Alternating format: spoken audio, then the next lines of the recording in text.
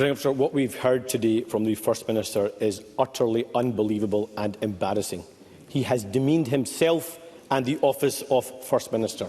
2 weeks in, and the pretence of a new kind of government is gone. Party first, country second. And he talks about the actions that should be judged here. It's not the actions of a committee that should be judged.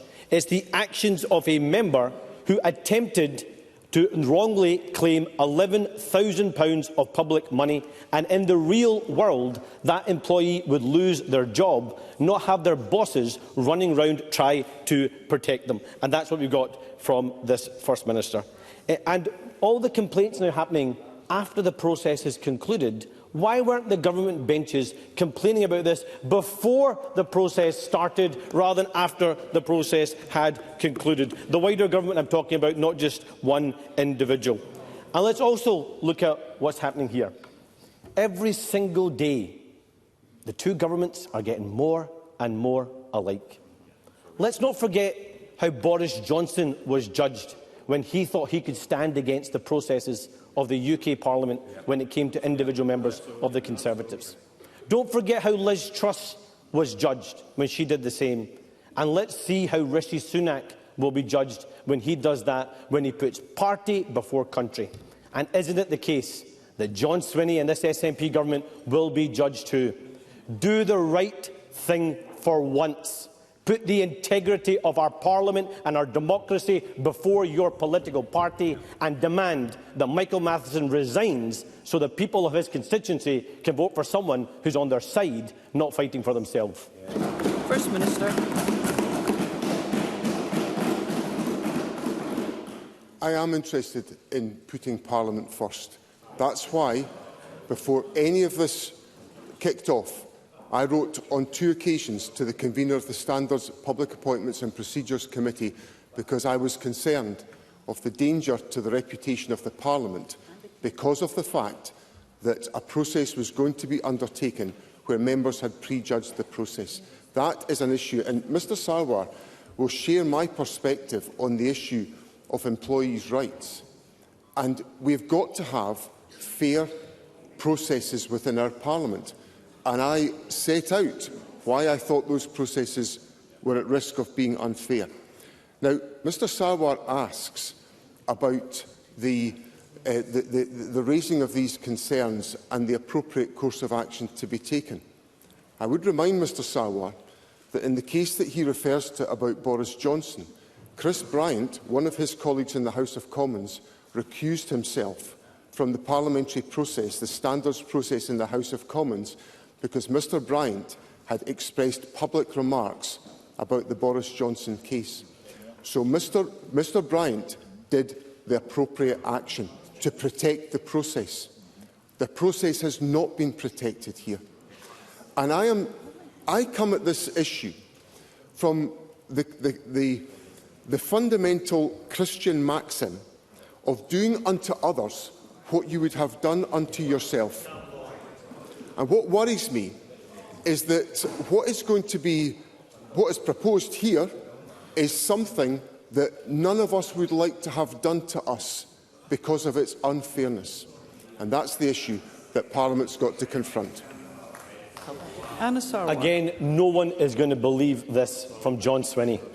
Let's not pretend that John Swinney somehow holds every member across this Parliament or across the Westminster Parliament as an equal. This is an SNP government that's famous for holding itself to a lower standard than it holds the rest of the country. That's why it's one rule for everybody else and one standard for the SNP. If Michael Matheson was a Labour MSP, I guarantee this would not be John Swinney's response. If Michael Matheson was a Conservative MSP, I guarantee this would not be John Swinney's response, because for him it's party first, country second. It was the case with the way he handled the Salmon inquiry, and it's the exact same case with how he's dealing with this.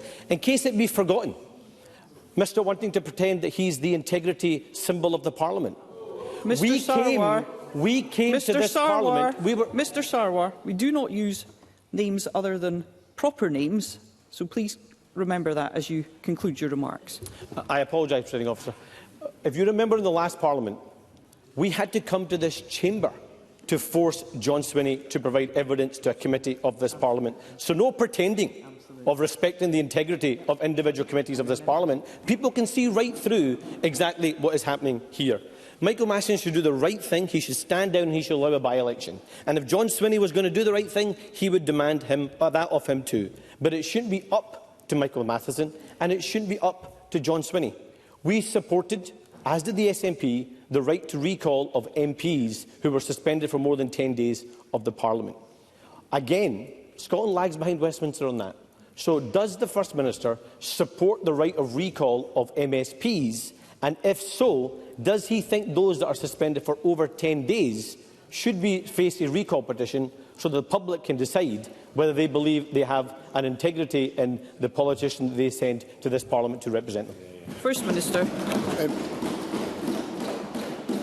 Presiding Officer, that's a proposition which Parliament can consider.